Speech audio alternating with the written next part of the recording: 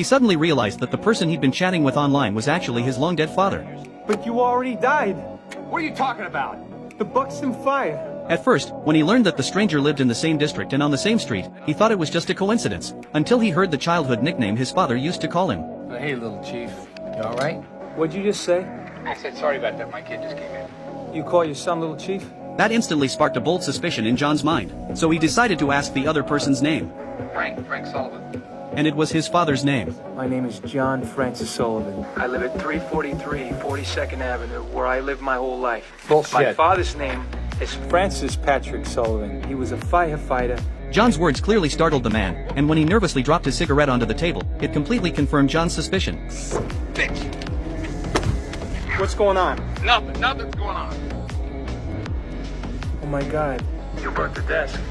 I can see it. John suddenly remembered that his father, a firefighter, had died in a rescue mission 30 years ago. If he could somehow use this old radio to save his father back then, maybe their family could be reunited. The Buxton fire.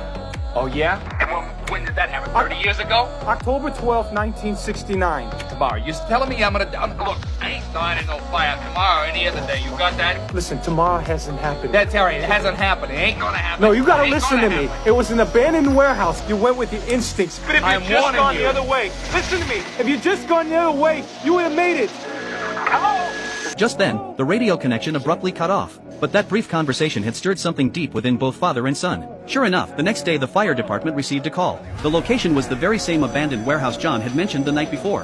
We have a 3 and 2 response, ladder 93. Your first due, block 280, is reported to be an abandoned warehouse at the foot of Water Street 3rd. Frank couldn't help but worry whether he was truly destined to die in that fire. His face was full of unease on the way to the scene. After a brief inspection at the scene, everyone was just starting to feel relieved that no one had been hurt when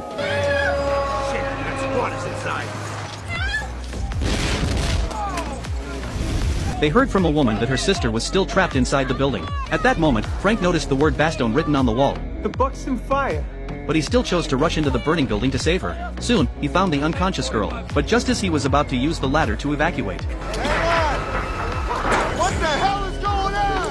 Frank, the ladder's jammed! The ladder's jammed, Frank! You gotta find another way out! forced to look for another way out. But just as he hesitated over which way to go, he suddenly remembered what John had said the night before. If you'd just gone the other way, you would have made it. He decided to take what any trained firefighter would call a dead end. Sure enough, at the end of that passage, he found a delivery chute.